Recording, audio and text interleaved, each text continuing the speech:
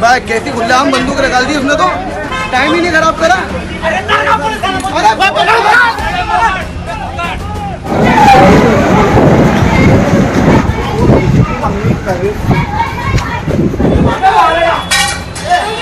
बंदूक चल जाएगी, बंदूक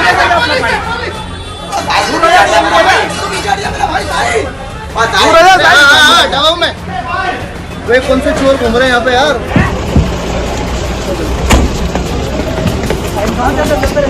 बस सीधा सीधा।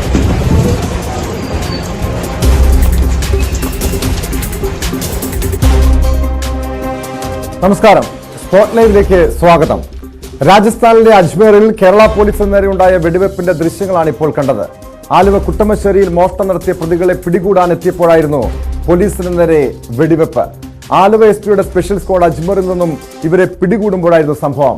3 മണിക്കൂർ നീണ്ട ഏറ്റുമുട്ടലിനൊടുവിൽ മോഷണക്കേസ് പ്രതികളെ പോലീസ് പിടികൂടി. പോലീസിനെ ആക്രമിച്ച ജാർഖണ്ഡ് സ്വദേശികളായ 2 പേരെയും അറസ്റ്റ് ചെയ്തു. ഇവരെ കോടതിയിൽ ഹാജരാക്കിയ ശേഷം ആലുവയിലേക്ക് കൊണ്ടുവരും. വാർത്തയുടെ വിശദാംശങ്ങളുമായി നവമി ദിനേശ് ചേരുന്നുണ്ട്. നവമി, കഴിഞ്ഞ രാത്രിയിൽ അജ്മീറിനുണ്ടായ സംഭവത്തിന്റെ ദൃശ്യങ്ങളാണ് നമ്മളിപ്പോൾ കണ്ടത്. പോലീസ് അതിസാഹസികമായി പ്രതികളെ പിടികൂടാൻ ശ്രമിക്കുമ്പോൾ 3 റൗണ്ട് വെടിയുതിർക്കുന്നു. ഈ വെടിവെപ്പില് ഒരു പോലീസ് ഉദ്യോഗസ്ഥന്, രാജസ്ഥാനിലെ ഒരു പോലീസ് ഉദ്യോഗസ്ഥന് വെടിയേറ്റുവെന്ന വിവരങ്ങളുണ്ട്. ഈ കേരള പോലീസ് സംഘത്തിന്റെ, ഈ ആലുവയിൽ നിന്ന് പോയ കേരള പോലീസ് സംഘത്തിന്റെ അവർക്ക് ഒരു അപകടവും സംഭവിച്ചില്ല എന്നത് ആശ്വാസകരമാണ്. പക്ഷേ അതിസാഹസികമായിട്ടുള്ള ഈ പോലീസിന്റെ ഈ നീക്കത്തെ എങ്ങനെയാണ് കാണുന്നത്? കാരണം നമുക്കറിയാം, ഇതിനു മുൻപ് ആലുവ സ്ക്വാഡ് വലിയ രീതിയിൽ അതിസാഹസികമായി ഒഡീഷയിലെ മാവോയിസ്റ്റ് മേഖലകളിൽ നടക്കാൻ പോയി കൊടും കുറ്റവാളികളെ പിടിച്ച ചരിത്രമൊക്കെ ഉള്ളതാണ് ആലുവ പോലീസിന്. ഇപ്പോൾ ഏത് കേസുമായി ബന്ധപ്പെട്ടായിരുന്നു ഈ ആലുവ സ്ക്വാഡിന്റെ, ആലുവയിൽ നിന്നുള്ള പോലീസ് സംഘത്തിന്റെ നീക്കം?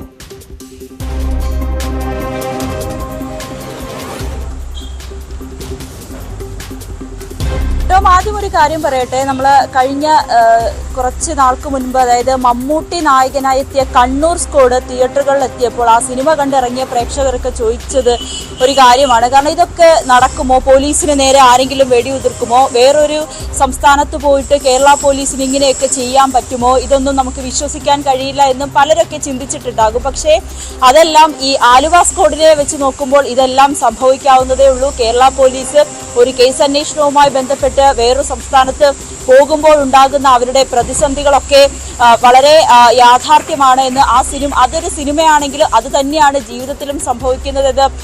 ഈ ഒരു ദൃശ്യങ്ങളിലൂടെയൊക്കെ നമുക്ക് വ്യക്തമാകും. എന്തായാലും ആലുവ സ്ക്വാഡിന്റെ ഈ ഒരു പ്രവർത്തനം ജീവൻ പണയം വെച്ചുള്ള ഒരു പ്രതിയെ പിടികൂടാനുള്ള ഒരു പ്രവർത്തനമാണെങ്കിൽ പോലും അതിൽ നിന്നൊക്കെ രക്ഷപ്പെട്ടു പ്രതിയെ പിടികൂടി. ഇത് അഭിനന്ദിക്കേണ്ടത് തന്നെയാണ്. ആലുവ സ്ക്വാഡിനെ സംബന്ധിച്ച ഇത് ആദ്യത്തെ കാര്യമല്ല. ഇത്തരത്തിൽ നിർണായകമായ പല കേസുകളും പുഷ്പം പോലെ തെളിയിച്ചിട്ടുള്ള നമ്മുടെ സ്വന്തം കേരള പോലീസിലെ ഒരു സംഘമാണ് ആലുവ സ്ക്വാഡ്. അതിൽ ഏറ്റവും പ്രധാനപ്പെട്ടത് ഈ ആലുവയിലെ പെൺകുട്ടിയെ കൊലപ്പെടുത്തിയ സംഭവവുമായി ബന്ധപ്പെട്ടൊക്കെ എത്ര പെട്ടെന്നാണ് അവർ പ്രതി വേണ്ടിയിട്ടുള്ള തെളിവുകൾ ശേഖരിച്ചതും കുറ്റപത്രം സമർപ്പിച്ചതും വധശിക്ഷ വരെ പ്രതിക്ക് വാങ്ങിക്കൊടുത്തതുമായി ബന്ധപ്പെട്ടൊക്കെ നിരവധി സംഭവങ്ങൾ, ഒരു മാതൃകാപരമായ പ്രവർത്തനങ്ങൾ ആലുവ സ്ക്വാഡിന്റെ ഭാഗത്തു നിന്നും ഉണ്ടാവുകയും ചെയ്തിട്ടുണ്ട്. അതോടൊപ്പം തന്നെ മൂവാറ്റുപുഴയിൽ 2 അന്തർ സംസ്ഥാന തൊഴിലാളികളെ കൊലപ്പെടുത്തിയ ഗോപാൽ മാലിക്കിനെ ഒഡീഷയിൽ നിന്നും പിടികൂടിയതൊക്കെ ഇത്തരത്തിൽ വലിയ സാഹസികമായാണ്. കൃത്യമായി തന്നെ പ്രതികളിലേക്ക് എത്തുകയും പ്രതിയെ പിടികൂടാൻ വേണ്ടിയിട്ട് കേരളം വിട്ടുപോവുകയുള്ള പ്രവർത്തനമൊക്കെ ആലുവ സ്ക്വാഡിനെ സംബന്ധിച്ച് വളരെ അഭിനന്ദിക്കേണ്ട, അല്ലെങ്കിൽ നമുക്കൊക്കെ അഭിമാനത്തോടെ പറയാൻ പറ്റുന്ന ഒരു കാര്യമാണ്. ഇന്നലത്തെ ഈ സംഭവത്തിലേക്ക് വന്നാൽ, ഈ ആലുവയിലടക്കം പല ഇടങ്ങളിലും, ആലുവയിലെ ഈ SP ഓഫീസിന് സമീപത്തുള്ള വീടുകളിൽ നിന്നൊക്കെ 80 കൂടുതൽ പവൻ, ഒപ്പം തന്നെ ലക്ഷങ്ങളുടെ തട്ടിപ്പ് നടത്തിയ ഈ 2 പ്രതികളെ അന്വേഷിച്ചായിരുന്നു അജ്മീറിലേക്ക് പോലീസ് പുറപ്പെട്ടത്. അത് അവിടെയുള്ള പോലീസിന്റെ സഹായവും തേടിയിട്ടുണ്ടായിരുന്നു. ഇതിൽ ആലുവ SI ശ്രീലാൽ, CPOമാരായ മഹീൻ ഷാ, അമീർ, അഫ്സൽ മനോജ്, ഇങ്ങനെ 5 അംഗ സംഘമാണ് അജ്മീറിലേക്ക് പുറപ്പെട്ടത്.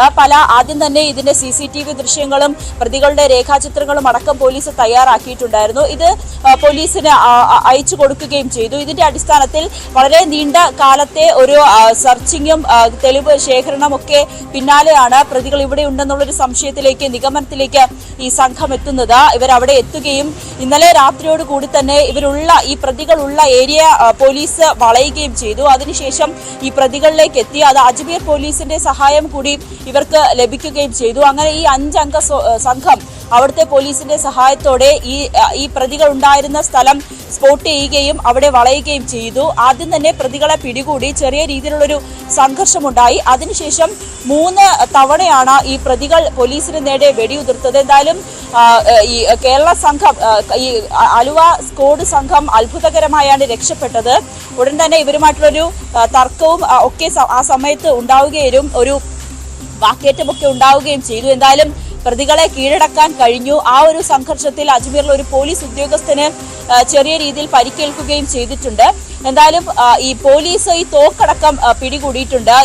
ഈ പ്രതികളുടെ, അതായത് 3 മണിക്കൂർ നീണ്ട സാഹസികമായ ഈ ഒരു സംഘർഷത്തിനിടയിലാണ് പ്രതികളെ കീഴടക്കിയിരിക്കുന്നത്. എന്തായാലും ഈ 2 പ്രതികളിൽ നിന്നും തോക്കുകളും പോലീസ് കണ്ടെത്തിയിട്ടുണ്ട്. ഇത് ലൈസൻസ് ഇല്ലാത്ത തോക്കുകളാണ്. വെടിയുണ്ടകളടക്കം പിടിച്ചെടുത്തിട്ടുണ്ട്. അതോടൊപ്പം ഈ ഒരു സംഘർഷം, പോലീസിന് നേരെ വെടിയുതിർത്ത ഒരു സംഭവത്തിൽ അവിടെ അജ്മീർ പോലീസ് തന്നെ കേസെടുക്കുകയും ചെയ്തു. ഇതിന്റെയൊക്കെ നടപടിക്രമങ്ങൾ പൂർത്തിയാക്കിയ ശേഷം പ്രതികളുമായി എന്തായാലും ആലുവയിലേക്ക് തിരിച്ചെത്തും. എന്തായാലും ടോം, ഇത് കേരള പോലീസിന്റെ ഈ ഇത്തരത്തിലുള്ള സാഹസികമായിട്ടുള്ള പ്രതികളെ പിടികൂടുന്നതും ജീവൻ വരെ പണയപ്പെടുത്തിയിട്ടുള്ള ഒരു സാഹസികമായിട്ടുള്ള രീതിയിലേക്കാണ് പോലീസ് പോകുന്നത്. എന്തായാലും കേരള പോലീസിന്റെ ആലുവ പോലീസിന്റെ, പ്രത്യേകിച്ച് കേരള പോലീസിന്റെ ഈ ഒരു അന്വേഷണ മികവിനെ എത്ര അഭിനന്ദിച്ചാലും മതിയാകില്ല. കാരണം നമുക്കറിയാം, ഈ ആലുവ പോലീസ് കഴിഞ്ഞ 10 ദിവസം മുൻപാണ് ആലുവ പോലീസ് സ്റ്റേഷന് തൊട്ട് സമീപത്ത് നിന്നും ഈ രീതിയിലുള്ള മോഷണം നടന്നത്. അത് പോലീസിനെ വലിയ രീതിയിലുള്ള ഒരു നിരീക്ഷണം ഇതിനു ശേഷം ആലുവ പോലീസിന്റെ നേതൃത്വത്തിലുണ്ടായി. ആലുവ റൂറൽ SP-യുടെ നിർദ്ദേശപ്രകാരം 45 പേരടങ്ങുന്ന സംഘം കൃത്യമായി നിരീക്ഷണം നടത്തിയ ശേഷമാണ് ഈ പ്രതികളെ പിടികൂടിയത്. ആദ്യം പ്രതികൾ മധ്യപ്രദേശിലേക്ക് പോകുന്നു, അവിടെ നിന്ന് രാജസ്ഥാനിലേക്ക് കടക്കുന്നു. രാജസ്ഥാനിലെ പ്രതികളുണ്ട് എന്ന കൃത്യമായ സൂചനകൾ ലഭിച്ചതിന്റെ അടിസ്ഥാനത്തിലായിരുന്നു കഴിഞ്ഞ രാത്രിയിലും അജ്മീറിൽ ആലുവ പോലീസ് എത്തുന്നത്. രാജസ്ഥാൻ പോലീസിന്റെ സഹായത്തോടുകൂടി അന്വേഷണം നടത്തുന്നു, പ്രതികൾക്ക് വേണ്ടി തെരച്ചിൽ നടത്തുന്നു. അതിനിടെയാണ് അവരെ കണ്ടെത്താൻ കഴിയുന്നത്. പക്ഷേ അപ്രതീക്ഷിതമായിട്ടുള്ള ആക്രമണം പോലീസിന് നേരെ ഉണ്ടാകുന്ന സാഹചര്യം ഉണ്ടായി. എന്തായാലും കേരള പോലീസിന് യാതൊരു വിധത്തിലുള്ള അപകടവും സംഭവിച്ചില്ല എന്നത് ആശ്വാസകരമാണെന്നും രാജസ്ഥാൻ പോലീസിലെ ഒരു ഉദ്യോഗസ്ഥന് പരിക്കേറ്റതായും ആലുവ റൂറൽ SP വ്യക്തമാക്കിയിട്ടുണ്ട്. പ്രതികളെ കേരളത്തിലെത്തിച്ച് വിശദമായി ചോദ്യം ചെയ്താൽ മാത്രമേ ഇവരുടെ ക്രിമിനൽ പശ്ചാത്തലം സംബന്ധിച്ചുള്ള കൂടുതൽ വിവരങ്ങൾ ലഭ്യമാകുകയുള്ളൂവെന്നും ആലുവ റൂറൽ SP വ്യക്തമാക്കി. അദ്ദേഹത്തിന്റെ പ്രതികരണത്തിലേക്ക്. നമ്മുടെ സംഘം സേഫ് ആണോ? ഇന്നലെ രാത്രി രാജസ്ഥാനിൽ അജ്മീർ ജില്ലയിലെ ദർഗ പോലീസ് സ്റ്റേഷൻ പരിധിയിലെ നമ്മുടെ സംഘമിൽ ഒരു SI ശ്രീലാലിന്റെ നേതൃത്വത്തിൽ 4 CPO ഉണ്ടായിരുന്നു. അമീൻ ഷാ, അമീർ, അഫ്സൽ ആൻഡ് മനോജ്, ഈ 4 CPOമാരെ, പിന്നെ SI ശ്രീലാൽ, ഈ 5 പേരുള്ള സംഘം അവിടെ അജ്മീർ പോയി. അവിടെ നമ്മുടെ ഈ അടുത്ത കാലയിൽ നടത്തിയിട്ടുള്ള 2 ഹൗസ് ബ്രേക്കിംഗ് ഉണ്ട്. 2 പ്രധാനപ്പെട്ട പ്രതികൾ അവിടെ ഉണ്ടായിരുന്നു. അത് അങ്ങനെ ഒരു ഇൻഫർമേഷൻ കിട്ടിയിട്ടുണ്ടായിരുന്നു. ഇൻഫർമേഷൻ കിട്ടിയ ശേഷം ഉടൻ തന്നെ നമ്മുടെ പാർട്ടി അവിടെ പോയി. അവിടെ ലോക്കൽ അജ്മീർ പോലീസിന്റെ ഹെൽപ്പ് പ്രകാരം ഈ ജോയിന്റ് ഒരു ഓപ്പറേഷൻ നടത്തിയിട്ടുണ്ടായിരുന്നു. ഇന്നലെ രാത്രി ഈ 2 പേർക്ക് ലൊക്കേറ്റ് ചെയ്തിട്ട് പിടിക്കാൻ വേണ്ടി അവിടെ പോയിരുന്നു. ആ സമയത്ത് ഈ 2 പേരിനെ ഒരാൾ ഈ പോലീസ് പാർട്ടിനെതിരെ ഫയറിംഗ് ചെയ്തിട്ടുണ്ടായിരുന്നു. 3 റൗണ്ട്സ് ഫയർ ചെയ്തു. ഉടൻ തന്നെ പോലീസിന്റെ ടീം അത് ഓവർ പവർ ചെയ്തിട്ട് ഈ 2 പേർക്ക് കസ്റ്റഡിയിൽ എടുത്തിട്ട് പോലീസ് സ്റ്റേഷനിൽ കൊണ്ടുപോകാൻ. പിന്നെ വിശദമായ ചോദ്യം ചെയ്യുമ്പോൾ അത് ഈ പ്രതി ആക്ച്വലി കൺഫ്യൂസ് ചെയ്തിട്ടുണ്ടായിരുന്നു. ഇപ്പോ അവിടെ ഒരു 307 പിന്നെ ആംസ് ആക്ട് പ്രകാരം ദർഗ പോലീസിൽ ഒരു FIR രജിസ്റ്റർ ചെയ്തിട്ടുണ്ട്. വിശദമായ ചോദ്യം നടത്തിക്കൊണ്ടിരിക്കുകയാണ്. ഇപ്പോൾ നമ്മൾ എല്ലാ ശ്രമം ചെയ്യുന്നുണ്ട് ഈ 2 പ്രതികൾക്ക് ഇവിടെ കൊണ്ടുവരാൻ വേണ്ടി ഉടൻ തന്നെ. വീണ്ടും നവമി ദിനേശിലേക്ക്. നവമി, നമുക്കറിയാം ഈ ആലുവ കേരളത്തിലൊരു ക്രൈം സ്പോട്ടായി മാറുകയാണ്. നിരവധി കൊച്ചുകുട്ടികൾക്ക് നേരെയുള്ള അതിക്രമങ്ങൾ, അവരെ കൊലപ്പെടുത്തുന്ന സംഭവങ്ങൾ, മോഷണം, കവർച്ച തുടങ്ങി നിരവധി കേസുകളാണ് ഈ സമീപകാലത്ത് ആലുവയിലും പരിസര പ്രദേശങ്ങളിലുമായി റിപ്പോർട്ട് ചെയ്തത്. നേരത്തെ ഈ ആലുവ സ്ക്വാഡ് ഒഡീഷയിലെ മാവോയിസ്റ്റ് കേന്ദ്രങ്ങളിൽ പോയി പ്രതികളെ പിടികൂടിയ സംഭവങ്ങളൊക്കെ നമുക്കറിയാവുന്നതാണ്. ഇതിനധികം സാഹസികമായ നീക്കങ്ങൾ ഉണ്ടായിട്ടുണ്ട്. പക്ഷേ ഈ പ്രതികളുടെ ഈ ആലുവയിലും കുട്ടമശ്ശേരിയിലും അടക്കം കവർച്ച നടത്തിയ പ്രതികളുടെ പശ്ചാത്തലം സംബന്ധിച്ചുള്ള വിവരങ്ങൾ പോലീസിന് ലഭ്യമായിട്ടുണ്ടോ? ഇതുപോലെ ഒരു വലിയ ക്രിമിനൽ സംഘങ്ങൾ ആലുവയിലടക്കം ക്യാമ്പ് ചെയ്യുന്നതായിട്ടുള്ള ചില സൂചനകളും പോലീസിനുണ്ട്. അതുകൊണ്ട് തന്നെ എത്രത്തോളം ഒരു വലിയ നിരീക്ഷണം ഈ ആലുവ കേന്ദ്രീകരിച്ച് ഉണ്ടാകേണ്ടി വരും? പോലീസിനെ സംബന്ധിച്ച് എത്രത്തോളം വെല്ലുവിളി നിറഞ്ഞ കാര്യമാണ് നവമി അതൊക്കെ?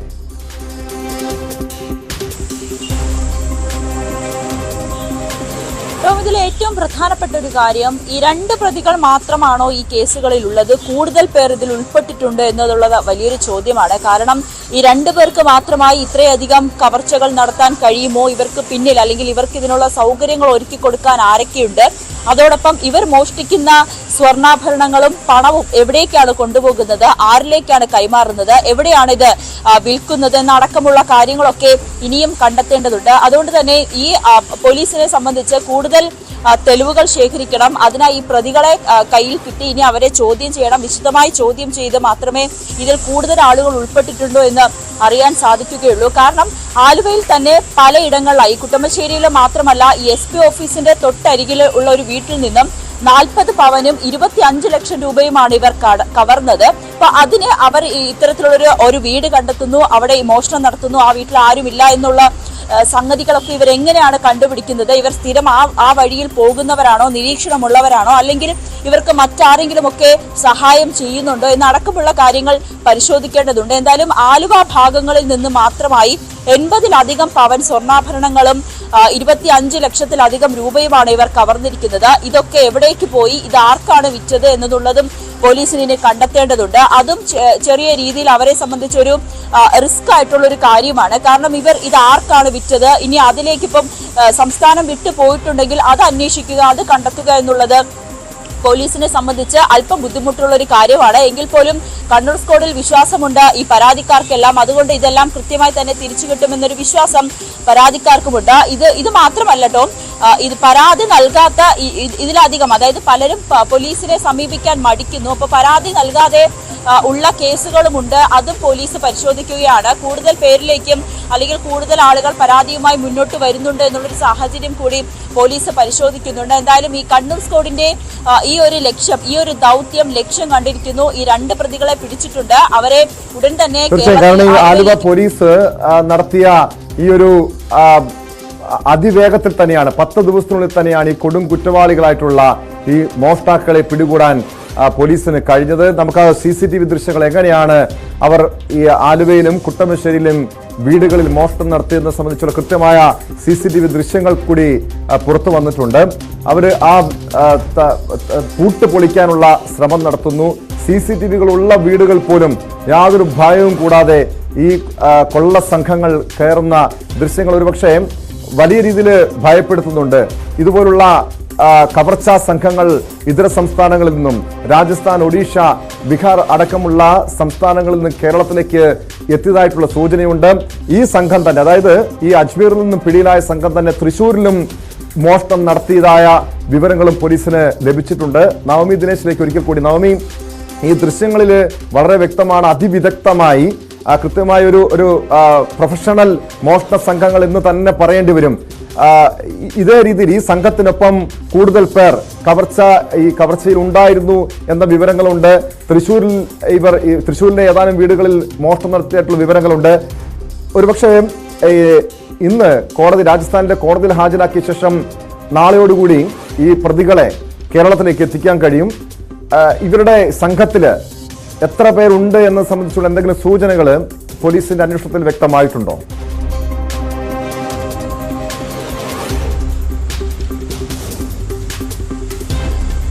പോലീസിന് ഇതിൽ കൃത്യമായിട്ടുള്ള ഒരു ഉത്തരത്തിലെത്താൻ കഴിഞ്ഞിട്ടില്ല. കാരണം ഈ പ്രതികളെ കൂടുതൽ ചോദ്യം ചെയ്യേണ്ടതുണ്ട്. അതിനു വേണ്ടിയിട്ടുള്ള തെളിവുകളെല്ലാം പോലീസ് ശേഖരിച്ചു കഴിഞ്ഞു.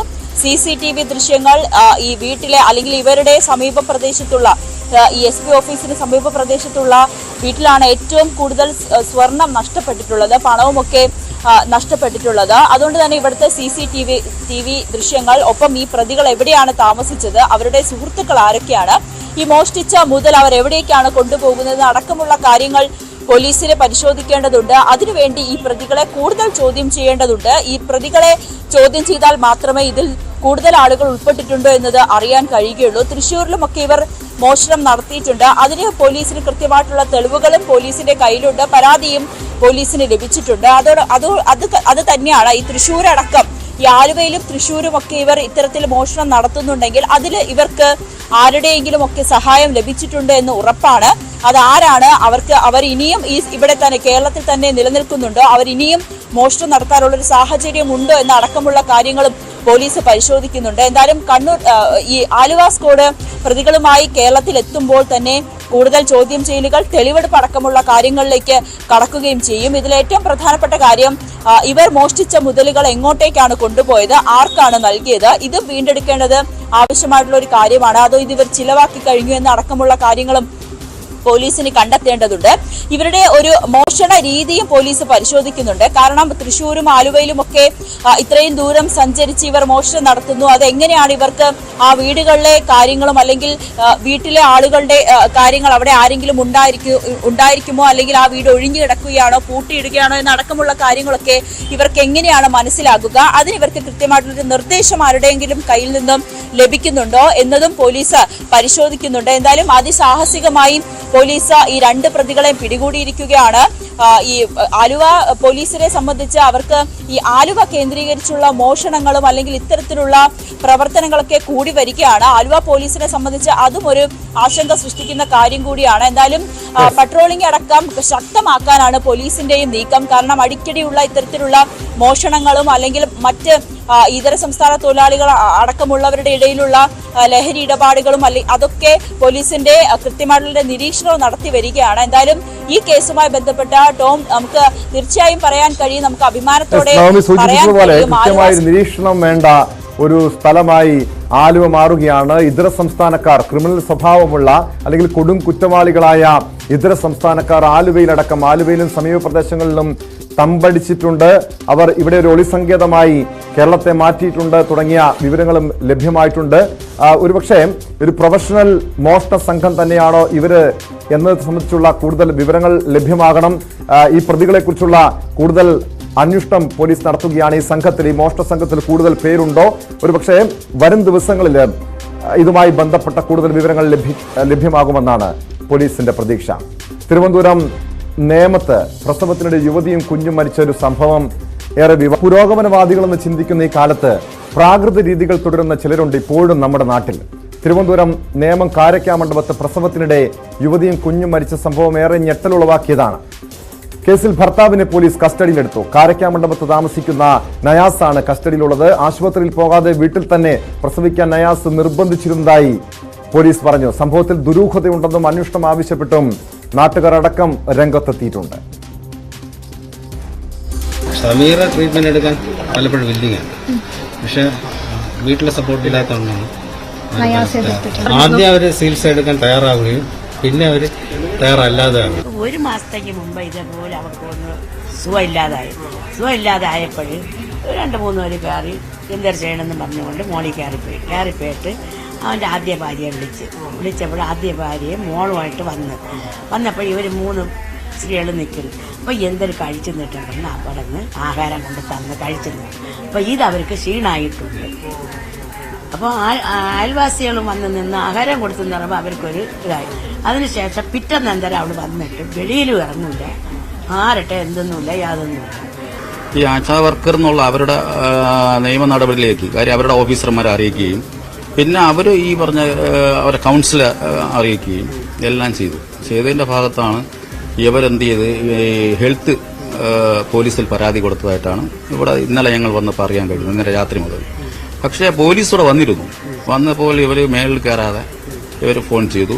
അപ്പോൾ അവർ പറഞ്ഞതെന്ന് വെച്ചാൽ ഞങ്ങളുടെ കാര്യം ഞങ്ങൾ നോക്കിക്കോളാം എന്നൊക്കെ ഒരു അഭിപ്രായം വന്നപ്പോൾ പോലീസ് തിരിച്ചു പോയി എന്നാണ് പറയുന്നത്. എന്നാൽ പോലീസ് അങ്ങനെ പോയെങ്കിൽ പിറ്റേന്ന് വരായിരുന്നു ആ മരിച്ച കുട്ടിയുടെ രക്ഷകർത്താക്കളെ വിളിച്ചു വരുത്തി ഒരു ട്രീറ്റ്മെന്റ് കൊടുക്കാമായിരുന്നു. അതൊരു വീഴ്ച സംഭവിച്ചിരിക്കുകയാണ്. നമ്മുടെ നാട്ടിൽ എന്ന് വെച്ചാൽ പ്രത്യേകിച്ച് കേരളത്തിനകത്ത് നല്ല രീതിയിലുള്ള ആരോഗ്യ സംവിധാനമുള്ള ഒരു സംസ്ഥാനം കൂടെയാണ്.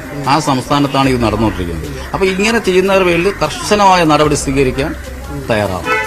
വാർത്തയുടെ വിശദാംശങ്ങളുമായി വി വിനോദ് ചേരുന്നുണ്ട്. വിനോദ്, നമ്മുടെ നാടിനേറെ ലജ്ജിപ്പിക്കുന്ന ഒരു സംഭവമാണ്. കാരണം ഇപ്പോഴും സ്വന്തം വീട്ടിലൊക്കെ ഒരു പ്രസവം നടത്തുന്ന സംഭവത്തിനെ കുറിച്ച് പറയുമ്പോൾ നമ്മൾ വലിയ ആരോഗ്യ സംവിധാനങ്ങളെ കൊണ്ടെന്ന് പറയുന്ന അഭിമാനിക്കുന്ന ഒരു നാട്ടിലാണ് ഇതൊക്കെ സംഭവിച്ചത്. യഥാർത്ഥത്തിൽ ഈ ഒരു സംഭവത്തിൽ ഭർത്താവ് മാത്രമാണ് കുറ്റവാളി. നാട്ടുകാരുടെ അടക്കം പ്രതികരണങ്ങളിൽ നിന്ന് മനസ്സിലാക്കാൻ കഴിയുന്നത് ആരോഗ്യ പ്രവർത്തകരുടെ ഭാഗത്തും പോലീസിന്റെ ഭാഗത്തും അടക്കം വീഴ്ച ഉണ്ടായിട്ടുണ്ട് എന്നാണ്. നിലവിൽ ഏത് രീതിയിലാണ് ഈ കേസുമായി ബന്ധപ്പെട്ട അന്വേഷണം നീങ്ങുന്നത്?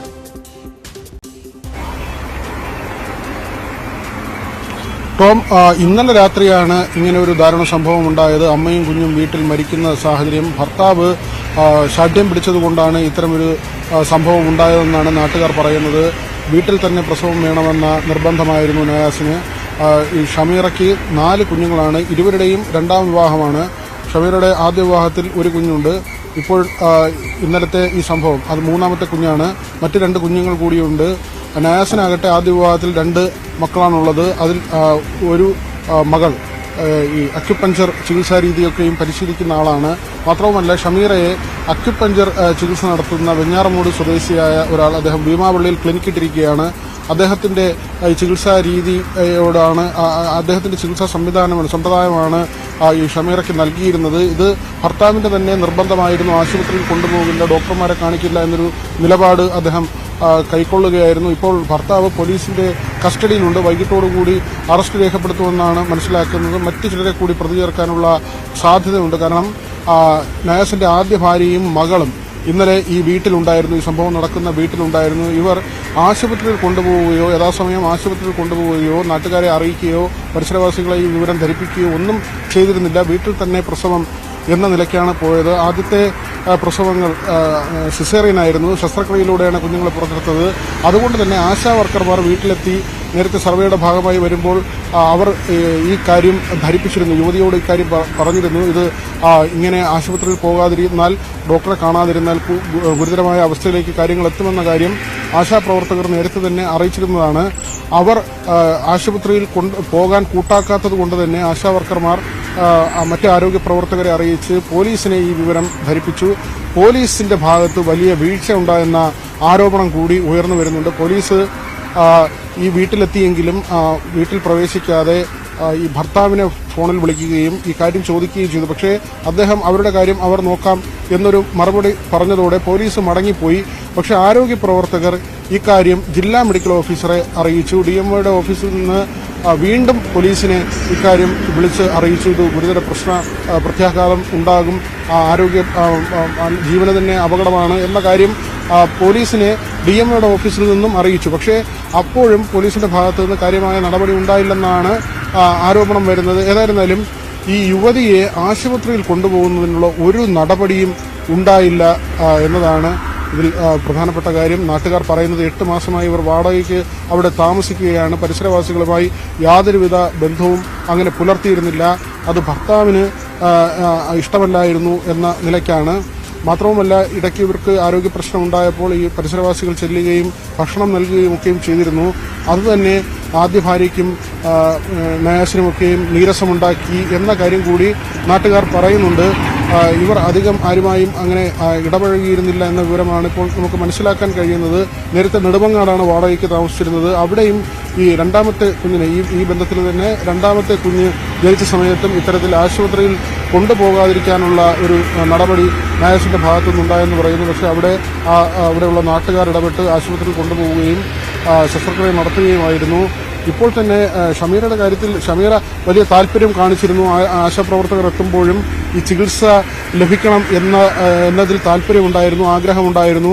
പക്ഷേ ഭർത്താവിന്റെ തടസ്സം കാരണം ഒരുപക്ഷെ ഉപേക്ഷിച്ചു പോകുമോ, ജീവിതത്തിൽ. അതായത് വിനോദ്, വലിയ ആരോഗ്യ പ്രശ്നം ആ യുവതിക്കുണ്ടായി എന്ന് തന്നെയാണോ മനസ്സിലാക്കേണ്ടത്? കാരണം ആശാപ്രവർത്തകരോട് ഉൾപ്പെടെ തനിക്ക് ആശുപത്രിയിൽ പോകണമെന്നൊക്കെ പറയുമ്പോൾ ഒരു ഗുരുതരമായിട്ടുള്ള സാഹചര്യം അവസാന സമയത്ത് അവർക്കുണ്ടായിരുന്നോ?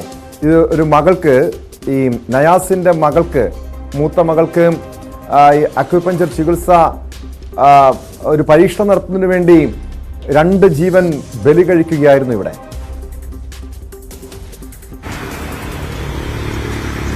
തീർച്ചയായും അങ്ങനെ തന്നെയാണ് നമുക്ക് മനസ്സിലാക്കാൻ കഴിയുന്നത്. ചില വിവരങ്ങൾ പുറത്തു വരുന്നത് യൂട്യൂബിലൊക്കെ നോക്കി ഈ അക്യുപഞ്ചർ ചികിത്സയുടെയും പ്രസവ രീതിയുടെയും കാര്യങ്ങളൊക്കെ കണ്ടിരുന്നു എന്ന തരത്തിലുള്ള ചില സൂചനകളുണ്ട്. പക്ഷേ പോലീസ് അക്കാര്യങ്ങളൊക്കെയും സ്ഥിരീകരിക്കേണ്ടതുണ്ട്. ഏതായിരുന്നാലും തീർത്തും ഉത്തരവാദിത്തമില്ലാത്ത, ടോം പറഞ്ഞതുപോലെ തന്നെ ഈ പുരോഗമനപരമായ കാലം എന്ന് നമ്മൾ പറയുമ്പോൾ ഈ അപരിഷ്കൃതമായ രീതിയിലേക്കൊക്കെയും വീട്ടിൽ പ്രസവം എന്ന നിലയിലേക്ക് പോവുക, അതിൽ തന്നെ കൃത്യമായി പണ്ടൊക്കെ അങ്ങനെ ഉണ്ടായിരുന്നെങ്കിൽ തന്നെ അതിനുള്ള അറിവും പരിജ്ഞാനവും ഉള്ള ആളുകളൊക്കെ ഉണ്ടായിരുന്നു. പക്ഷേ ഇപ്പോഴത്തെ സാഹചര്യത്തിൽ പ്രത്യേകിച്ച് ഈ യുവതിയുടെ കാര്യത്തിൽ നേരത്തെ ശസ്ത്രക്രിയ നടത്തി കുഞ്ഞുങ്ങളെ പുറത്തെടുത്തതാണ്. അതുകൊണ്ട് തന്നെ ഈ ആരോഗ്യ പ്രവർത്തകർ വന്നപ്പോൾ അതിൻ്റെ എല്ലാ ബുദ്ധിമുട്ടുകളും അറിയിച്ചിരുന്നതാണ്. ആരോഗ്യ പ്രശ്നം ഗുരുതരമാകും എന്നത് അവർ വ്യക്തമാക്കിയിരുന്നതാണ്. എന്നിട്ട് തന്നെയും യുവതിയെ ആശുപത്രിയിൽ കൊണ്ടുപോകാനോ കൃത്യമായി ഡോക്ടറെ കാണിക്കാനോ ഉള്ള ഒരു നടപടിയോ നീക്കമോ ഭർത്താവിൻ്റെ ഭാഗത്തു നിന്ന് ഉണ്ടായില്ല. ഇന്നലെ അമിതമായ രക്തസ്രാവം ഉണ്ടായി. അത് കഴിഞ്ഞാണ് ഈ സ്ഥിതി വളരെ വഷളായ ശേഷമാണ് ഇവർ നാട്ടുകാരോട് പറയുന്നതും പിന്നീട് ആംബുലൻസ് വന്ന് സ്വകാര്യ ആശുപത്രിയിലേക്ക് കൊണ്ടുപോകുന്നതും. അപ്പോഴേക്കും അമ്മയും കുഞ്ഞും മരിച്ചിരുന്നു. വലിയ ഒരു അനാസ്ഥ, വീട്ടുകാരുടെ ഭാഗത്തു നിന്നുണ്ടായ അനാസ്ഥ. യുവതിക്ക് ഒരു നീതിയും കിട്ടിയില്ല. ഇങ്ങനെ ഗർഭിണിയായ ഒരു സ്ത്രീയെ അവരെ ചികിത്സയ്ക്ക് കൊണ്ടുപോകാൻ, ഡോക്ടറെ കാണിക്കാനൊക്കെയുള്ള സാധ്യതകൾ അതെല്ലാം ഉണ്ടായിരുന്നിട്ടും അങ്ങനെ ഒന്നും ചെയ്യാതെ അവരെ മരണത്തിന് വിട്ടുകൊടുത്തു എന്ന് തന്നെ പറയേണ്ടിയിരിക്കുന്നു. ഈ കേസിൽ ഇപ്പോൾ ഭർത്താവ് പോലീസിന്റെ നിയമ പോലീസിന്റെ പിടിയിലുണ്ട്. അറസ്റ്റ് വൈകിട്ടോടുകൂടി രേഖപ്പെടുത്തുമെന്നാണ് നമ്മൾ മനസ്സിലാക്കുന്നത്. ഈ നയാസിനുള്ള ഏത് രീതിയിലുള്ള നിയമ നടപടിയായിരിക്കും ഈ വിഷയത്തിൽ പോലീസ് സ്വീകരിക്കാൻ പോകുന്നത്? കാരണം ഒരു മനഃപൂർവ്വമുള്ള നരഹത്യക്കടക്കം നടപടി, ഒരു കേസ് എടുക്കേണ്ടതല്ലേ? നിലവിൽ ഏതൊക്കെ വകുപ്പുകൾ പ്രകാരമാണ് നയാസിനെതിരെ പോലീസ് കേസുകൾ ചുമത്തിയിരിക്കുന്നത്? വിനോദ്, ഇതുവരെ കേസെടുത്തിട്ടില്ല. വകുപ്പുകളുടെ കാര്യത്തിൽ ഒരു തീരുമാനമായിട്ടില്ല. ഏതായിരുന്നാലും ശക്തമായ വകുപ്പുകൾ ഉണ്ടാകുമെന്ന സൂചന തന്നെയാണ് പോലീസ് നൽകുന്നത്. കാരണം നേരത്തെ തന്നെ ഈ കുഞ്ഞുങ്ങളുള്ള ദമ്പതികളാണ്, അങ്ങനെ ശസ്ത്രക്രിയയ്ക്ക് വിധേയമായിട്ടുണ്ട്. പക്ഷേ ഇപ്പോൾ ഒരു കടുംപിടുത്തം പിടിക്കുകയും ഈ അക്യുപഞ്ചർ എന്ന ചികിത്സാ രീതിയുമായി മുന്നോട്ട് പോകണമെന്ന് പറയുകയും ആശാ വർക്കർമാർ എത്തിയിട്ടും പോലീസ് എത്തിയിട്ടും ആശുപത്രിയിലേക്ക് ആ യുവതിയെ കൊണ്ടുപോകാനുള്ള ഒരു നടപടി സ്വീകരിച്ചില്ല എന്നത് തന്നെയാണ് അതിൽ നയാസെടുത്ത നിലപാട്. വളരെ വിചിത്രമാണ്. ഭാര്യയുടെ കാര്യം താൻ നോക്കിക്കൊള്ളാം, മറ്റാരും ഈ ചികിത്സയുടെ കാര്യം പറയേണ്ടതില്ല എന്നതാണ്. നാട്ടുകാർ, തൊട്ടടുത്തൊക്കെ വീടുകളുണ്ട്, അവിടെയൊക്കെയുള്ള സ്ത്രീകൾ പറയുന്നത് അവർക്ക് താല്പര്യമുണ്ടായിരുന്നു. ഷമീറയ്ക്ക് ചികിത്സ തേടണമെന്ന, അല്ലെങ്കിൽ ഡോക്ടറെ കാണണമെന്ന ആഗ്രഹവും താല്പര്യമുണ്ടായിരുന്നു. പക്ഷേ ഭർത്താവ് സമ്മതിച്ചിരുന്നില്ല. മാത്രവുമല്ല, ആദ്യം 8 മാസമായാണ് വാടകയ്ക്ക് താമസിക്കുന്നത്. ആദ്യം അവർ അവിടെ എത്തുന്ന സമയത്ത് പരിസരവാസികളുമായി സംസാരിക്കുമായിരുന്നു, ഈ യുവതി സംസാരിക്കുമായിരുന്നു. പിന്നീട് സംസാരിക്കാതെയായി. അത് ഭർത്താവ് വിലക്കിയതുകൊണ്ടാകാം എന്ന ഒരു കാര്യം കൂടി അയൽവാസികൾ പറയുന്നുണ്ട്. ടോം,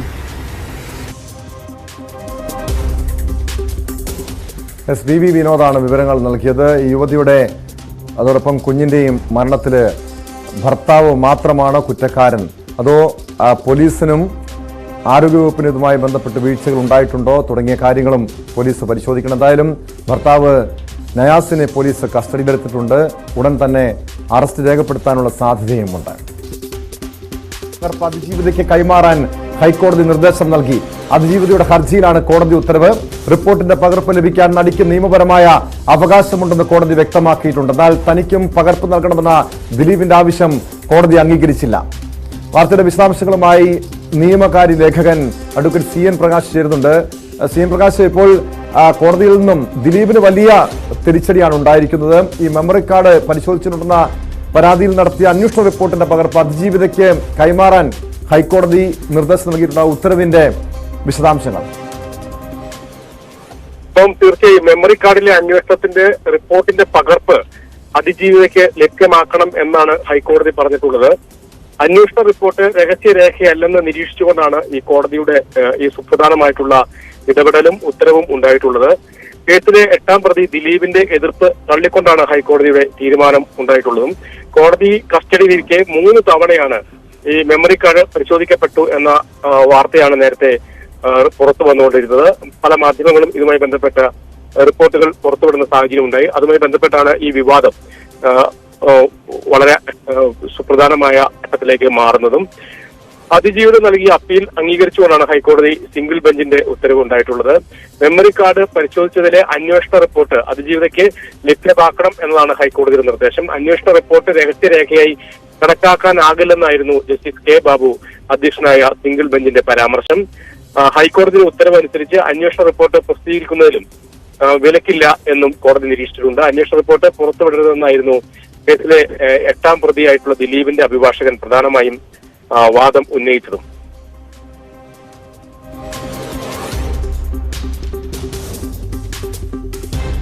ഇപ്പോൾ എന്തായാലും ഈ ഒരു ദിലീപിന്റെ ആവശ്യം കൂടി കോടതി തള്ളിയിട്ടുണ്ടല്ലോ. CM പ്രകാശ് തനിക്കും പകർപ്പ് വേണമെന്ന ഈ ഒരു ആവശ്യം തള്ളിയിട്ടുണ്ട്. ഇതിന്റെ പശ്ചാത്തലത്തില് ദിലീപ് ഈ അന്വേഷണ റിപ്പോർട്ടിന്റെ പകർപ്പ് ആവശ്യപ്പെട്ടുകൊണ്ട് ഇനി മേൽക്കോടതിയെ സമീപിക്കാനുള്ള എന്തെങ്കിലും സാധ്യതയുണ്ടോ? നമുക്കറിയാം, നടിയെ ആക്രമിച്ച കേസുമായി ബന്ധപ്പെട്ട വ്യവഹാരങ്ങൾ, അതുമായി ബന്ധപ്പെട്ട അപ്പീലുകൾ, വാദങ്ങൾ ഇത് തുടർച്ചയായി സുപ്രീം കോടതി വരെ, രാജ്യത്തെ പരമോന്നത നീതിപീഠമായ സുപ്രീം കോടതി വരെ പല ഘട്ടത്തിലും പോയിട്ടുണ്ട്.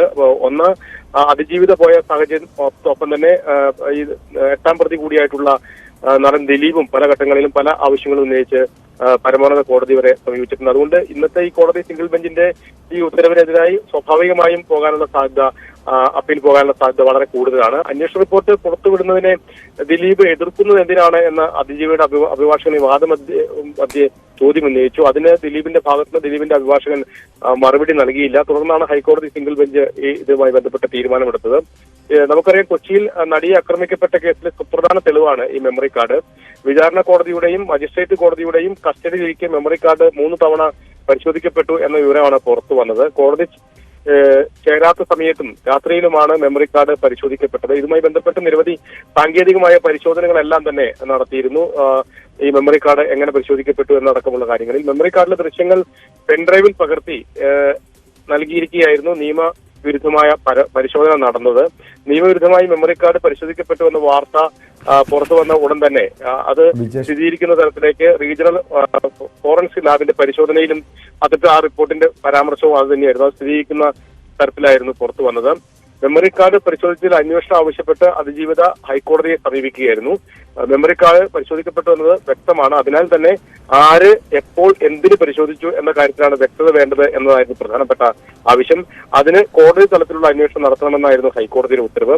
തുടർന്നാണ് എറണാകുളം പ്രിൻസിപ്പൽ സെഷൻസ് കോടതി അന്വേഷണം നടത്തിയതും ഈ റിപ്പോർട്ട് പുറത്തുവിടാനാവില്ലെന്നായിരുന്നു സെഷൻസ് കോടതിയുടെ വിധി. ഇതിനെതിരെയാണ് അതിജീവിത ഹൈക്കോടതിയെ സമീപിച്ചതും അന്വേഷണ റിപ്പോർട്ട് പുറത്തുവിടാൻ ഹൈക്കോടതി ഉത്തരവിടുകയും ചെയ്തത്.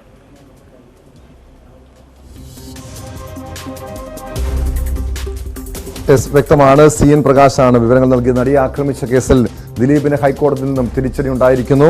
മെമ്മറി കാർഡ് പരിശോധിച്ചിട്ടുണ്ടെന്ന പരാതിയിൽ നടത്തിയ അന്വേഷണ റിപ്പോർട്ടിന്റെ പകർപ്പ് അതിജീവിതയ്ക്ക് കൈമാറാനാണ് ഹൈക്കോടതി നിർദ്ദേശം നൽകിയിരിക്കുന്നത്. സ്പോട്ട് ലൈവിന് പരിശോധിക്കുന്നത് ഹൈറിച്ച് തട്ടിപ്പ് കേസാണ്. ഹൈറിച്ച് തട്ടിപ്പ് കേസിൽ വ്യവസായി വിജേഷ് പിള്ളയെ എൻഫോഴ്സ്മെന്റ് ഡയറക്ടറേറ്റ് വീണ്ടും ചോദ്യം ചെയ്യുകയാണ്. OTT പ്ലാറ്റ്ഫോം വിൽപ്പനയുമായി ബന്ധപ്പെട്ടാണ് ചോദ്യം ചെയ്യൽ. ഹൈറിച്ചിന് OTT പ്ലാറ്റ്ഫോം നൽകിയിട്ടുണ്ടെന്നും എല്ലാ കാര്യങ്ങളും EDയോട് വെളിപ്പെടുത്തുമെന്നും ചോദ്യം ചെയ്യലിന് മുൻപായി വിജേഷ് പിള്ള പ്രതികരിച്ചു. ലഭിച്ചത് നിക്ഷേപ തട്ടിപ്പ് പണമാണോ എന്ന് അറിയില്ലെന്നും OTT പ്ലാറ്റ്ഫോം ഹൈറിച്ചിന് വിറ്റത് 4.5 കോടി രൂപയ്ക്കാണെന്നും വിജേഷ് പിള്ള മാധ്യമങ്ങളോട് പറഞ്ഞു. ഞങ്ങളുടെ ആക്ഷൻ OTT ഹൈറിച്ചാണ് പർച്ചേസ് ചെയ്തിട്ടുണ്ടായിരുന്നത്. ഏകദേശം 1 വർഷങ്ങൾക്ക് മുന്നേ ആയിരുന്നു, കഴിഞ്ഞ വർഷമായിരുന്നു, ജനുവരിയിലായിരുന്നു അതിൻ്റെ പർച്ചേസ് നടന്നത്. ഇപ്പോൾ ആക്ഷൻ OTT എന്നുള്ള പേര് അവർ HR OTT നോക്കിയിട്ട് അവരാണത് റൺ ചെയ്തുകൊണ്ടിരിക്കുന്നത്. അപ്പോൾ അതിൻ്റെ റിലേറ്റഡ് ആയിട്ടുള്ള ട്രാൻസാക്ഷനും കാര്യങ്ങളും എൻക്വയറിയുടെ ഭാഗമായിട്ട് അവർ ആവശ്യപ്പെട്ടിട്ടുണ്ട്. അതിന് വേണ്ടിയിട്ടാണ് ഞാൻ അതിൻ്റെ ഡോക്യുമെൻറ്റ്സ് ഒക്കെ സബ്മിറ്റ് ചെയ്തിട്ടുണ്ട്. മറ്റൊരു കാര്യം വെച്ചാൽ ഇതിലെ അംഗങ്ങളുടെ എണ്ണം പെരുപ്പിച്ച് കാണിക്കാൻ ശ്രമം നടത്തിയെന്നൊക്കെ പറഞ്ഞു. OTTയിൽ ആക്ച്വലി അംഗങ്ങൾ പറഞ്ഞാൽ ഇപ്പോൾ ടോട്ടൽ എല്ലാം കൂടിയിട്ട് ഒരു 12 lakhs സംതിങ് ആണ് ഇപ്പോൾ ഉള്ളത്. ഞാൻ OTT സെയിൽ ചെയ്യുന്ന സമയത്ത് 5 lakhs ആയിട്ടുള്ള ആൾക്കാരുണ്ടായിരുന്നു. പിന്നെ ഇത് സബ്സ്ക്രിപ്ഷൻ എന്ന് പറഞ്ഞു കഴിഞ്ഞാൽ സബ്സ്ക്രൈബ് ചെയ്യുന്ന ലോഗിൻ ചെയ്യുന്ന അപ്ലോഡ് ചെയ്യുന്ന മീൻസ് സൈനപ്പ് ചെയ്യുന്ന എല്ലാവരും സബ്സ്ക്രൈബ് ആവണമെന്നില്ല. പലരും ഫ്രീ കസ്റ്റമേഴ്സ് ആയിരിക്കും. പിന്നെ ഇത് പറഞ്ഞാൽ 1 വർഷം കഴിഞ്ഞിട്ട് ആൾക്കാർ അൺഇൻസ്റ്റാൾ ചെയ്ത് കഴിഞ്ഞാൽ ഡാറ്റ അവിടെ നിന്ന് നഷ്ടപ്പെടും. അപ്പോൾ അത് നമ്മളൊരിക്കലും അതിലൊന്നും നമുക്ക് ചെയ്യാനില്ല. ഡാറ്റ ഇപ്പോൾ അവർ ടോട്ടൽ ഒരു 12 lakhs മെമ്പേഴ്സാണ് ഉള്ളത്. അത് എല്ലാ ആപ്ലിക്കേഷനും ഉണ്ട്, Android, iOS, TV, Android TV, അങ്ങനെയുള്ള എല്ലാ ആപ്ലിക്കേഷനിലും ടോട്ടൽ കൗണ്ടാണ് അത്. ഈ നിക്ഷേപ തട്ടിപ്പിലൂടെയുള്ള പണമാണ് കൈമാറിയെന്ന് പറയുന്നത് എനിക്കറിയില്ല, അതിനെക്കുറിച്ച് എനിക്ക് ധാരണയില്ല. അവരുടെ എന്താണ് ബിസിനസ്. അവർ ഞങ്ങളുടെ അടുത്ത് OTT പർച്ചേസ് ചെയ്യാൻ OTT സെയിൽ ചെയ്യും. എത്ര രൂപയുടെ ഇടപാട് നടത്തി? 4.5 കോടിയായിരുന്നു. 4.5 കോടി രൂപ. ഈ സ്വപ്ന സുരേഷായിട്ട് കൊടുക്കാന്ന് പറഞ്ഞാൽ അതേ സ്വപ്ന സുരേഷായിട്ട് യാതൊരു ബന്ധമില്ലാത്ത കാര്യങ്ങൾ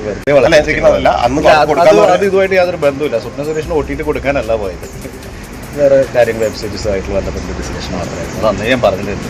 രേഖകൾ എന്തെങ്കിലും കൈമാറിയിട്ടുണ്ടോ? ഞാൻ രേഖകൾ കൈമാറിയിട്ടുണ്ട്.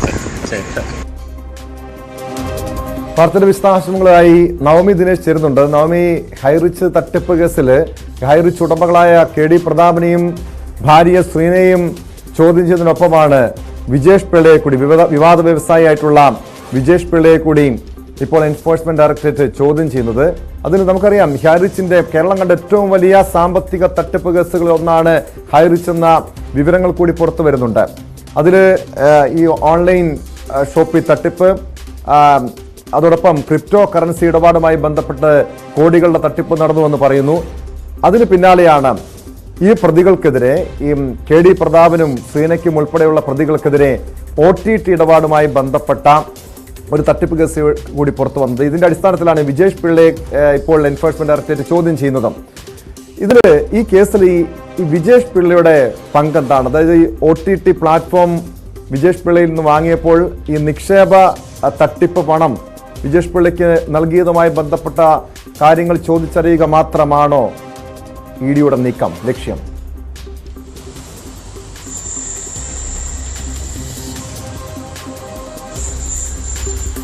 ടോമി, OTTയുമായി ബന്ധപ്പെട്ട കാര്യങ്ങൾ, വിശദാംശങ്ങൾ, രേഖകൾ ഹാജരാക്കാനും ചോദിച്ചറിയാനും വേണ്ടി തന്നെയാണ് വിജേഷ് പിള്ള ഇന്നും EDക്ക് മുന്നിൽ ഹാജരായത്. എന്തായാലും നമ്മൾ ഇപ്പോൾ വിജേഷ് പിള്ളയുടെ പ്രതികരണത്തിൽ കേട്ടതുപോലെ വലിയ ആത്മവിശ്വാസത്തിലാണ് EDക്ക് മുന്നിൽ വിജേഷ് പിള്ള ഇപ്പോൾ ഉള്ളത്. ചോദ്യം ചെയ്യൽ ഇപ്പോഴും തുടരുകയാണ്. ഇതിൽ പ്രധാനപ്പെട്ട കാര്യം, ഈ ഗ്രോസറി ഉൽപ്പന്നങ്ങളുടെ വിൽപ്പനയ്ക്കായി ഹൈറിച്ച് എന്ന കമ്പനി ഓൺലൈൻ പ്ലാറ്റ്ഫോമിലൂടെ മൾട്ടി ലെവൽ മാർക്കറ്റിംഗ് ആണ് ഉദ്ദേശിച്ചത്.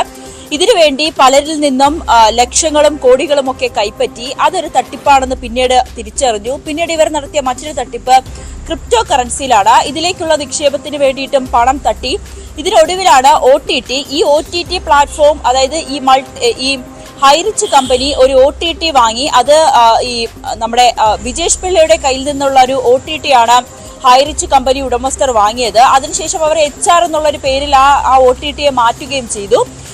ഈ രീതിയിൽ ഉള്ളൊരു ഈ OTT വാങ്ങിയ സമയത്ത് നൽകിയ പണം, അതായത് 4.5 കോടി രൂപയാണ് വിജേഷ് പിള്ളയ്ക്ക് ഈ OTT വിറ്റതിലൂടെ ഹൈറിച്ച് ഉടമസ്ഥർ നൽകിയത്. പക്ഷേ ഈ പണം കള്ളപ്പണമാണോ എന്നുള്ളൊരു സംശയമാണ് അന്വേഷണ സംഘത്തിനുള്ളത്. കാരണം ഈ 4.5 കോടി ഈ ആദ്യം നടത്തിയ തട്ടിപ്പുകളിൽ നിന്നൊക്കെ, ഈ ക്രിപ്റ്റോ കറൻസിയും ഒപ്പം തന്നെ ഈ മാർക്കറ്റിംഗുമായി ബന്ധപ്പെട്ടവരിൽ നിന്നൊക്കെ ശേഖരിച്ച പണമാണോ ഈ OTTക്ക് നൽകിയതെന്നുള്ളൊരു സംശയമാണ് അന്വേഷണ സംഘത്തിന് ഉള്ളത്. അതുകൊണ്ട് തന്നെയാണ് ഇവരെ 3 പേരെയും ചോദ്യം ചെയ്യാനായി ED വിളിപ്പിച്ചത്. ഇതിൽ വിജേഷ് പിള്ള പറയുന്നു 4.5 കോടിയാണ് തന്നിട്ടുള്ളത്. പക്ഷേ ഇത് നിക്ഷേപകരിൽ നിന്നുള്ള ഒരു പൈസയാണോ തനിക്ക് നൽകിയതെന്ന് ഇപ്പോഴും വ്യക്തമായിട്ടില്ല. അത് ED തന്നെ അന്വേഷിക്കട്ടെ. തന്റെ ഭാഗത്തു നിന്നുള്ള രേഖകളെല്ലാം താൻ ഹാജരാക്കും. ഇതിൽ പ്രധാനപ്പെട്ട മറ്റൊരു കാര്യം, ഈ വിജേഷ് പിള്ള ചതിച്ചു അല്ലെങ്കിൽ പറ്റിച്ചു എന്ന് ഹൈറിച്ച് ഉടമസ്ഥർ പറയുന്നതിൽ പ്രധാനപ്പെട്ട കാര്യം, ഈ ഒരു ഓൺലൈൻ ഈ OTT ആണ്.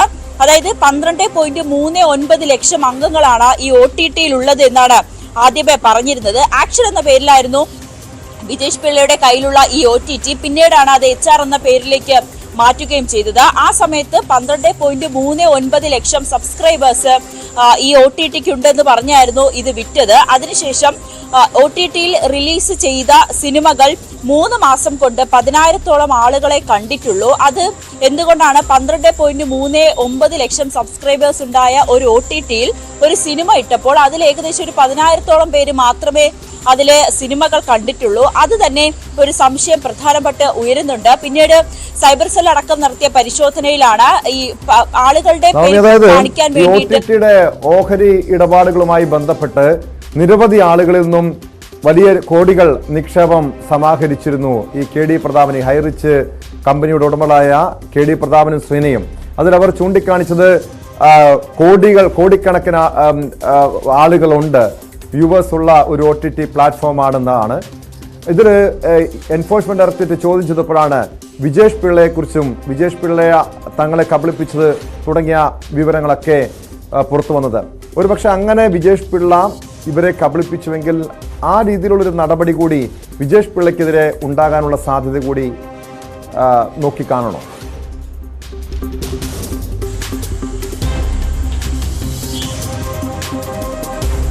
തീർച്ചയായും ടോം, കാരണം ഈ ഹൈറിച്ച് കമ്പനി ഉടമസ്ഥൻ പ്രതാപനും ശ്രീനയും ഇവരിൽ നിന്നും ഈ ഒ ടി ടി വാങ്ങുന്ന സമയത്ത് ഇത്രയും ലക്ഷം ഫോളോവേഴ്സ് ഉണ്ട്, സബ്സ്ക്രൈബേഴ്സ് ഉണ്ടെന്ന് തെറ്റിദ്ധരിപ്പിച്ചു. അതിനുശേഷം ഈ സംവിധായകർ ഈ സബ്സ്ക്രൈബേഴ്സിന്റെ ഒക്കെ കണക്ക് അനുസരിച്ചാണ് ഈ ഒ ടി ടികളിൽ സിനിമ നൽകുന്നത് സംവിധായകർ. അത്തരത്തിൽ ഈ സിനിമ നൽകിയപ്പോൾ ആ ഒരു ഫോളോവേഴ്സിനെ അല്ലെങ്കിൽ അത്രത്തോളം ആളുകൾ കാണും, അവരിലേക്ക് ഈ സിനിമ എത്തുമെന്നൊരു പ്രതീക്ഷയിലാണ് സംവിധായകർ ഈ ഹൈറിച്ച് ഈ സാധാരണ ഒ ടി ടിക്ക് നൽകുന്നത്. അവിടെ അത് തന്നെയാണ് ഇവിടെ സംഭവിച്ചത്. പക്ഷേ ഈ ഹൈറിച്ച് കമ്പനി അല്ലെങ്കിൽ ഹൈറിച്ചിലുള്ള ഈ ഉടമസ്ഥതയിലുള്ള ഈ ഒ ടി ടിയിൽ അത് വിശ്വസിച്ച് സിനിമ നൽകിയിട്ട് പോലും അത്രയേറെ സബ്സ്ക്രൈബേഴ്സ് ഉണ്ടായിട്ടില്ല. കാരണം ഈ പൈസ കൊടുത്താണ് ഇവർ ഈ സിനിമ എടുക്കുന്നത്. അപ്പോൾ അത് വലിയ രീതിയിലുള്ള ഒരു സാമ്പത്തിക നഷ്ടമുണ്ടായി. അതിന് കാരണം ഇദ്ദേഹമാണ്. കാരണം ഇതിലൊരു തട്ടിപ്പ് നടന്നിട്ടുണ്ട്. അത്തരത്തിലൊരു തട്ടിപ്പ് നടന്നതുകൊണ്ടാണ് വിജേഷ് പിള്ള അത്രയും തട്ടിപ്പ് നടത്തി തന്നെ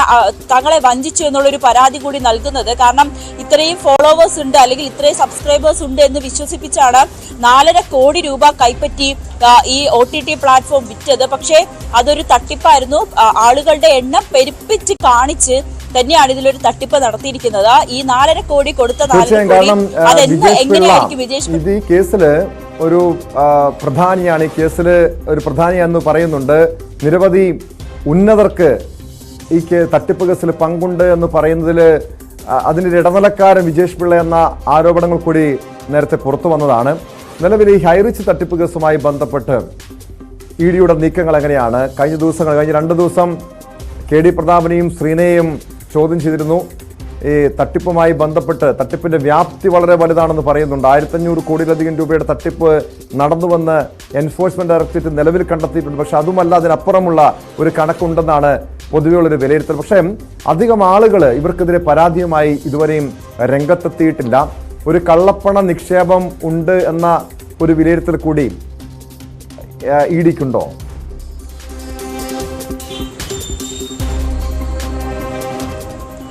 തീർച്ചയായും ഉണ്ട് ടോം. ആദ്യം ഇതിൽ പ്രധാനപ്പെട്ട കാര്യങ്ങൾ ഇ ഡി അന്വേഷിക്കുന്നത്, ഇതിൽ ഇ ഡിയുടെ പ്രാഥമിക അന്വേഷണത്തിൽ തന്നെ 1157 കോടിയുടെ തട്ടിപ്പാണ് ഈ ഐറിച്ച് കമ്പനിയുടെ ഉടമസ്ഥർ നടത്തിയതെന്നുള്ളൊരു കണ്ടെത്തലാണ് ഇ ഡി ആദ്യം കണ്ടെത്തിയിരുന്നത്. പിന്നീട് ഇതുമായി ബന്ധപ്പെട്ട രേഖകൾ ഹാജരാക്കാൻ ഈ കഴിഞ്ഞ 2 ദിവസങ്ങളിൽ ഹൈറിച്ച് ഉടമസ്ഥരോടും അതോടൊപ്പം തന്നെ വിജേഷ് പിള്ളയോടും ആവശ്യപ്പെട്ടിരുന്നു. ഇതിന്റെ അടിസ്ഥാനത്തിൽ ഇവർ രേഖകൾ ഹാജരാക്കി, കൂടുതൽ തെളിവുകൾ ഹാജരാക്കി, ഒപ്പം തന്നെ കൂടുതൽ കാര്യങ്ങൾ അറിയുന്നതിന് വേണ്ടിയിട്ടുള്ള ചോദ്യം ചെയ്യലുകളാണ് ഇത് ഇ ഡിയുടെ ഭാഗത്തു നിന്നും ഉണ്ടാകുന്നത്. ഇ ഡി പ്രധാനമായും അന്വേഷിക്കുന്നത് ആദ്യത്തെ തട്ടിപ്പ്, ഈ ഓൺലൈൻ മാർക്കറ്റിംഗ് ഉള്ള തട്ടിപ്പ്, അതിനുശേഷം ഈ ക്രിപ്റ്റോ കറൻസിയിലുള്ള തട്ടിപ്പ്, മറ്റൊന്ന് ഈ ഒ ടി ടി, 3 കാര്യങ്ങളാണ് പ്രധാനമായും ഇ ഡി അന്വേഷിക്കുന്നത്. ഇതിൽ കള്ളപ്പണ ഇടപാടുകൾ നടത്തിയിട്ടുണ്ടോ എന്നുള്ള ഒരു കേന്ദ്രീകരിച്ചുള്ള ഒരു അന്വേഷണം കൂടിയാണ് ഈ ഇ ഡിയുടെ ഭാഗത്തു നിന്ന് നടക്കുന്നത്. മറ്റൊരു കാര്യം, എന്തുകൊണ്ട് കൂടുതൽ തട്ടിപ്പുകാർ ഇതിൽ പുറത്തേക്ക് വരുന്നില്ല, കൂടുതൽ പരാതിക്കാർ എന്തുകൊണ്ട് ഇവർക്കെതിരെയുള്ള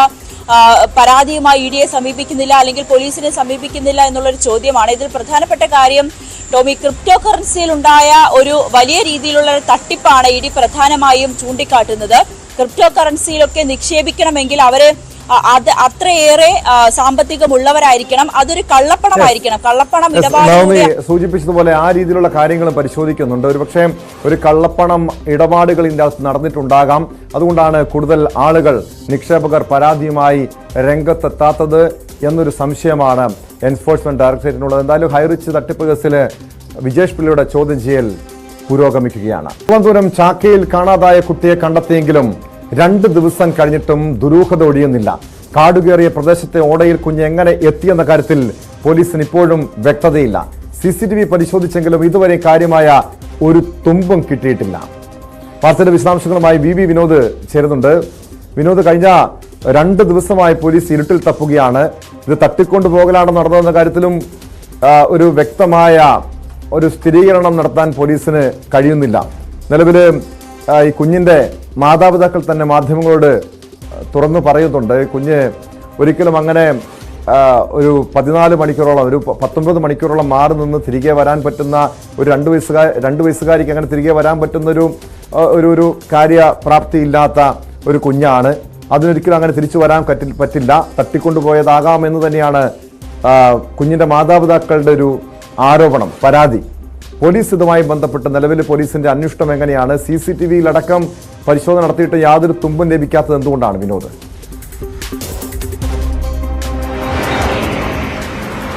ടോം, അന്വേഷണം ഇപ്പോഴും തുടരുന്നുണ്ട്. കുട്ടിയെ കിട്ടിയത് കൊണ്ട് തന്നെ പോലീസിന്റെ ഭാഗത്ത് നിന്ന് വലിയ അതായത് ഊർജിതമായ ഒരു അന്വേഷണം എന്ന് നമുക്ക് പറയാൻ തരമില്ല. പോലീസ് CCTV ദൃശ്യങ്ങൾ പരിശോധിക്കുന്നു, മറ്റ് തെളിവുകൾ നോക്കുന്നു എന്ന തരത്തിലുള്ള മറുപടികളാണ് പലപ്പോഴും നൽകുന്നത്.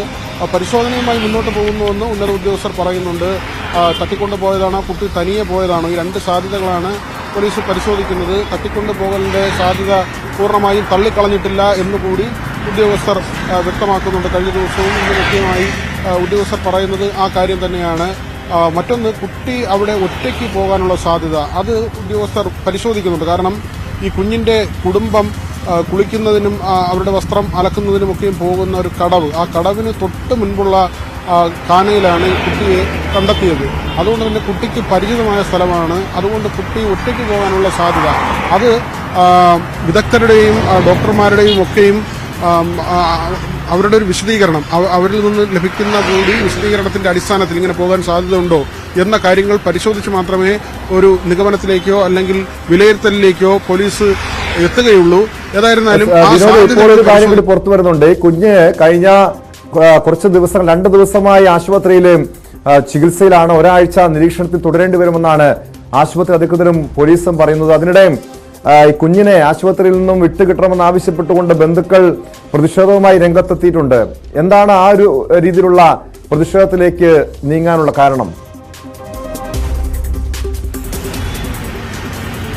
ടോം, അത് കുഞ്ഞിനെ ആദ്യം തന്നെ ഒരു വാർത്ത വന്നത് അല്ലെങ്കിൽ ഒരു വിവരം നമുക്ക് ലഭിക്കുന്നത്, മാധ്യമങ്ങൾക്കൊക്കെയും ലഭിക്കുന്നത് കുഞ്ഞിനെ കാണിക്കുന്നില്ല എന്ന തരത്തിലാണ്. പക്ഷെ നമ്മളത് ബന്ധപ്പെട്ടു. മാതാപിതാക്കളെ കുഞ്ഞിനെ കാണാനുള്ള സാഹചര്യമുണ്ട്, അവർ കാണുകയും ചെയ്തു. മറ്റൊന്ന്, ഇവരുടെ കൂട്ടത്തിലുള്ള തന്നെ ചിലരെ ചോദ്യം ചെയ്യാൻ പോലീസ് വിളിപ്പിച്ചിട്ടുണ്ട്. അതിൽ അവർ പ്രതിഷേധിക്കുന്നുണ്ട്. അതിനോടുള്ള എതിർപ്പാണ് അവർ കാണിക്കുന്നത്. കുഞ്ഞിനെ വിട്ടുകൊടുക്കുന്നത് പൂർണ്ണമായും അത് നിയമപരമായും കുട്ടിയുടെ ആരോഗ്യ പ്രശ്നങ്ങൾ അത് നിൽക്കുന്നത് കൊണ്ട് തന്നെ അത് ശരിയല്ല. കാരണം കുഞ്ഞിന് കൗൺസിലിംഗ് ഉൾപ്പെടെയുള്ള കാര്യങ്ങൾ വേണ്ടതുണ്ട്. ഇങ്ങനെ ഒരു അവസ്ഥയിൽ പോയ കുഞ്ഞായതുകൊണ്ട് തന്നെ ഒരു ട്രോമാവസ്ഥ കുട്ടി വളരെയധികം ഭയപ്പെട്ടിട്ടുണ്ടാകും. പോലീസ് കണ്ടെത്തുമ്പോൾ തന്നെ മരിച്ച നിലയിൽ എന്നാണ് ആ കണ്ട ഉദ്യോഗസ്ഥൻ പറയുന്നത്. കണ്ണ് മുകളിലേക്ക് നോക്കി തുറച്ചു നോക്കുന്ന നിലയിലായിരുന്നു കുഞ്ഞ് നിശ്ചലമായി കിടന്നത്. അതുകൊണ്ട് തന്നെ മരണപ്പെട്ടിട്ടുണ്ടാകാമെന്നാണ് കരുതിയത്. കുട്ടിയുടെ ശരീരത്തിൽ വലിയ മുറിവും ചതവും പാടുകളും ക്ഷതമേറ്റ അടയാളങ്ങളും ഒന്നുമില്ലെങ്കിലും മാനസികമായി ചെറിയ കുഞ്ഞാണ്. അതുകൊണ്ട് തന്നെ ഒരു ഓടയിൽ കിടക്കേണ്ടി വരുമ്പോൾ അല്ലെങ്കിൽ അതിന് തൊട്ടു മുമ്പുള്ള മണിക്കൂറുകളിൽ ആ കുഞ്ഞ് എവിടെയാണ് ആയിരുന്നു എന്നതിൽ നമുക്കിപ്പോഴും ഒരു വ്യക്തതയില്ല. അതുകൊണ്ട് തന്നെ ആ കുഞ്ഞിന് നൽകേണ്ട ആരോഗ്യ സംബന്ധമായ കാര്യങ്ങളുണ്ട്. അക്കാര്യത്തിൽ പ്രതിഷേധം ഉണ്ടായിട്ടും കാര്യമില്ല. അവരുടെ കൂട്ടത്തിലുള്ള ആളുകളെ ചോദ്യം ചെയ്യാൻ പോലീസ് വിളിപ്പിച്ചു. ഇതിൽ അവർക്ക് പ്രതിഷേധമുണ്ടെന്നാണ് നമ്മൾ മനസ്സിലാക്കുന്നത്. ഏതായാലും കുഞ്ഞ് നിരീക്ഷണത്തിൽ തന്നെയുണ്ട്. അപ്പോഴും അവശേഷിക്കുന്ന ചോദ്യം, കുഞ്ഞിനെ ആരെങ്കിലും ഉപേക്ഷിച്ചു പോയതാണെങ്കിൽ ഇതിനകം തന്നെ അതിന്റെ തെളിവുകൾ കിട്ടേണ്ടതാണ്. എന്തുകൊണ്ട് അങ്ങനെയാണെങ്കിൽ, തട്ടിക്കൊണ്ടു പോയതാണെങ്കിൽ ആ തെളിവുകൾ ഇല്ല എന്ന ഒരു ചോദ്യം. മറ്റൊന്ന്, കുഞ്ഞ് തനിയെ പോകാനുള്ള സാധ്യത. പക്ഷെ 5.5 അടി താഴ്ചയുള്ള ആ ഓടയിൽ കുഞ്ഞ് എങ്ങനെ ഇറങ്ങും? അല്ലെങ്കിൽ അങ്ങനെ വീണാൽ തന്നെ എന്തെങ്കിലും ചതവോ മുറിവോ അങ്ങനെയുള്ള പാടുകളോ ശരീരത്തിൽ ഉണ്ടാകാൻ ഇടയുണ്ട്. അതൊന്നുമില്ല, ഒരു പോറൽ പോലുമില്ല. അതുകൊണ്ട് തന്നെ കുഞ്ഞ് എവിടെയായിരുന്നു, ഈ മണിക്കൂറുകളിൽ കുഞ്ഞ് എവിടെയായിരുന്നു എന്നത് സംബന്ധിച്ചുള്ള വലിയ സംശയങ്ങളും ചോദ്യങ്ങളും എല്ലാം ഉയർന്നു വരുന്നുണ്ട്. ടോം, വ്യക്തമാണ്. VV വിനോദാണ് തിരുവനന്തപുരത്ത് നിന്നും വിവരങ്ങൾ നൽകിയത്. ചാക്കയിൽ കാണാതായ കുട്ടിയെ കണ്ടെത്തിയെങ്കിലും അത് തട്ടിക്കൊണ്ടുപോകലാണോ നടന്നതെന്ന് സംബന്ധിച്ചൊരു വ്യക്തത വരുത്താൻ പോലീസിന് ഇപ്പോഴും കഴിയുന്നില്ല. പക്ഷെ എന്തായാലും വലിയ ആശങ്കപ്പെടുത്തുന്ന കാര്യമാണ്. നമ്മുടെ നാട്ടിൽ ഈ തട്ടിക്കൊണ്ടുപോകുന്ന സംഘങ്ങൾ, ഇതുപോലെ കുഞ്ഞുങ്ങളെ തട്ടിക്കൊണ്ടുപോകുന്ന സംഘങ്ങൾ പലയിടങ്ങളിലും ഉണ്ട് എന്ന പരാതികൾ ഉയരുമ്പോഴും പോലീസ് ഈ പ്രതികളെ കണ്ടെത്താൻ കഴിയാത്തത് അത് പോലീസിന്റെ അന്വേഷണത്തിലെ വീഴ്ചയാണോ എന്ന കാര്യം കൂടി പരിശോധിക്കണം. സ്പോട്ട് ലൈവ് പൂർണ്ണമാകുന്നു. നമസ്കാരം.